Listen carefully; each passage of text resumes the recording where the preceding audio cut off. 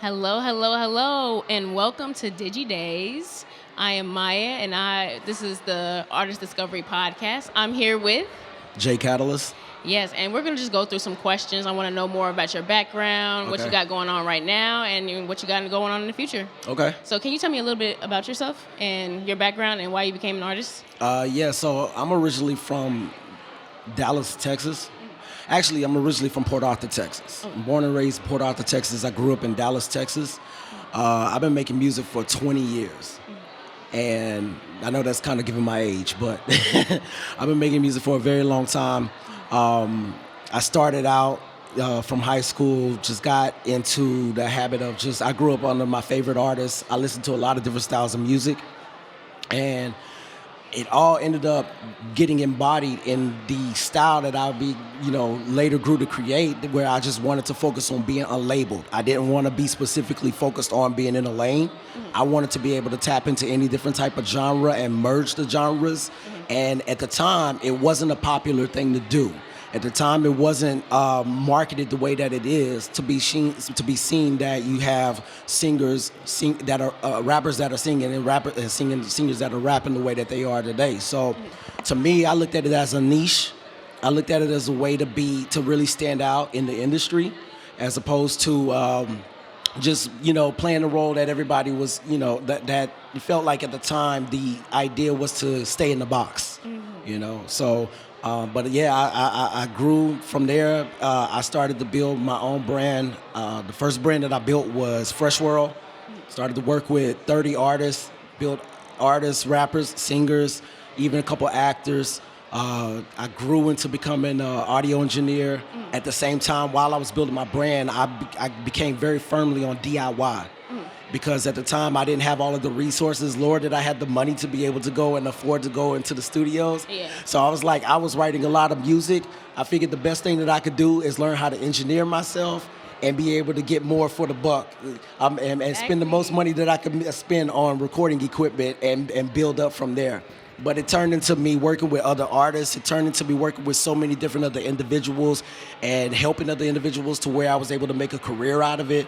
I moved up to New York in 2018, started working with a lot of, working in the major studios. I worked for Quad Studios. I worked for Platinum Sound Recording Studios. I built a reputation, worked with a lot of major artists.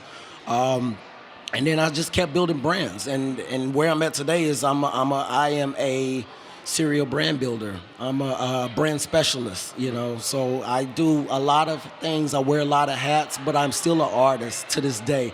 Just a very more evolved artist and just, teaching other artists how to build themselves up as a business and a brand. Wow, you have an intense resume, and I love that. I love the themes of you being unapologetically yourself. And speaking of that, your single, Respect. When I heard that song, it just gave me vibes like, this is me, this is who I am, and I'm in your face about it. So can you tell me more about the process of Respect? Respect for me. Shout out to the producer and DJ Chase. DJ Chase and we go way back, but he presented me with that record, and it was our first time actually getting to do a record together. And I'm very free flowing with the concepts that I create, but I just know at the time when I created that record, it was a point where I had kind of not really put out so much music in it for a while, and I felt like at the same time it was time for me to make a statement record, and especially with all of the things that I was doing and building up at the time. So Respect literally came about at a time frame where it's like I felt like I was not really getting the respect that I deserved for all of the work. Not only just, in terms of the respect from anybody else, but I felt like I wasn't giving myself enough respect for the level of work that I put in with everything that I was doing. And it was more than anything, it was a statement piece. It was meant to be a piece for anybody, a statement for anybody who felt like they weren't getting enough respect. Sometimes you got to use something like this to remind yourself of who you are and do that mental check. And that's exactly what it was for me. Like I said, I'm real big on guitars and rock and pop and R&B. So he laid the initial foundation and he sent me the stems, and then I added a guitar piece into it. And it's like I feel like I hear a rock effect on it. I've performed with a lot of rock bands. I used to be in a rock band, and we used to compete in the Ernie Ball Battle of the Bands, and we were number 3 in the contest. We almost made it to the Ernie Ball stage. So I'm real big on the influence of rock, and just grew up on a lot of bands. That's where a lot of my performance style comes from. And I felt like those elements was needed, and just combined it all together to make a very, very prominent message. Thank you. That shameless plug. Check out the song right now. No, definitely. Thank you. So you talk about many of the hats that you put on, artist, manager, but you're also one of the Dallas hubs for Digilogue. So can you tell me more about what you do and how you connect your audience to the Dallas community down there? Yeah. So I looked at being here. And being a part of the, once I was able to plug into the Digilogue, I initially started attending like before the pandemic, and plugging into the Digilogue for me was just, it was like the ultimate like source pool of everything and everyone that I could look for in terms of growth, in terms of resources, in terms of people and places and things that I could use to fill the void of parts that I felt was missing about my own journey, about my own businesses that I was building in the process. So when the pandemic happened, it shut down, and shout out to Drew. Drew was, he was starting to build up the curator program. I was at the time I was coming in for an interview as an artist. But I also talked to him during the pandemic time. At that same time, at the interview, I was telling him I'm originally from Dallas, Drew. I don't know if you're doing any content down there in Dallas, but I can represent for that because I had such a big hand in building with a lot of different people, a lot of major known entities back at home.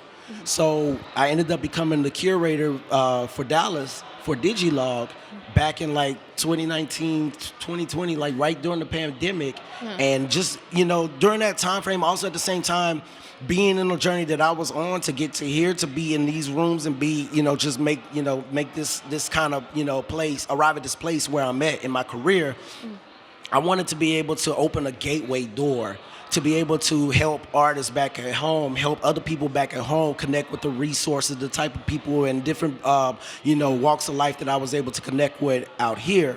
And so I use it as a way, as a platform to just connect a lot of those guys and not only introduce Dallas to Digilogue and Dallas to New York, even in ways that it hadn't been, but also use it to introduce Digilogue and the people who were tuned into Digilogue from all walks of life to another side that Dallas that people were not really getting to see.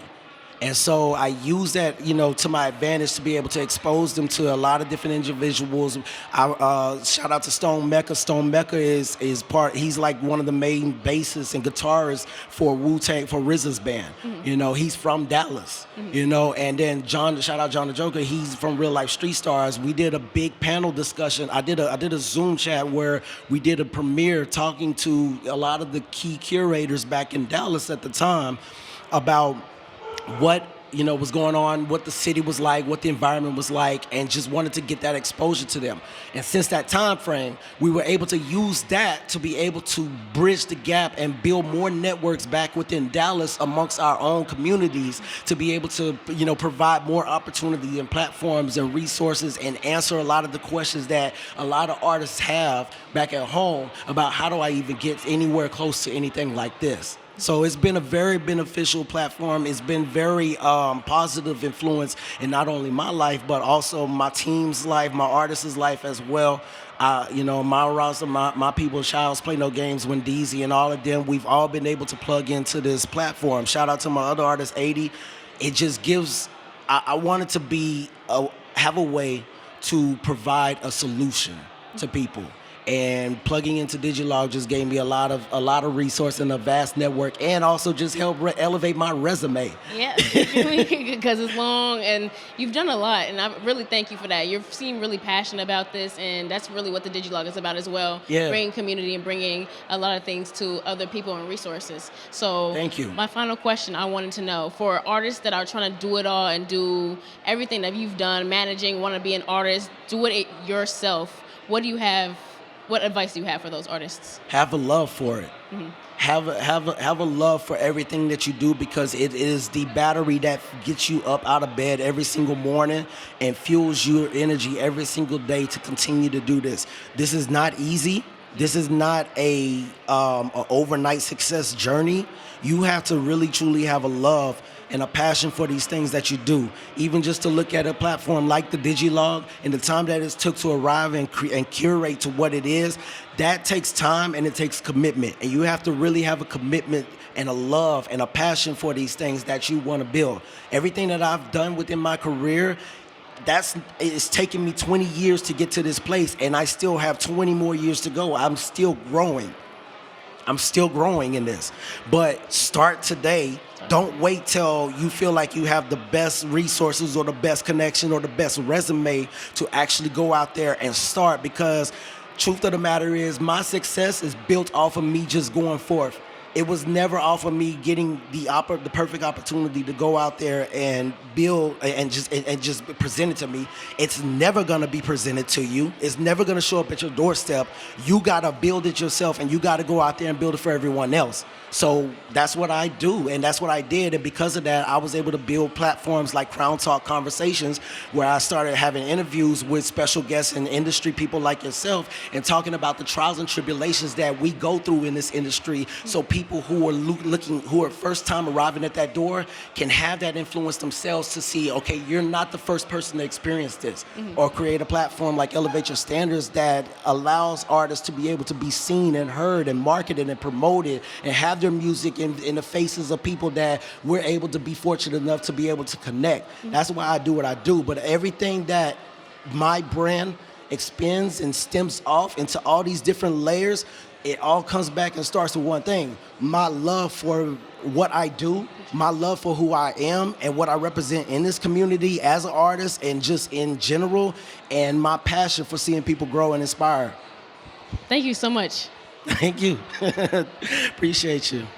Oh, by the way, follow me on, if you're looking for any information about me, follow me at We Are Crown Etiquette. That is the Instagram, and my personal Instagram is J Catalyst. You can follow Crown Talk Convos on IG and Elevate Your Standards. And if you want to get into marketing and branding and consulting and have any information about that, go to www.elevatedconsultings.com, and that is my marketing and branding firm. Thank you. Thank you so much. Thank you for all the information. Appreciate you. Yeah. Thank you so much.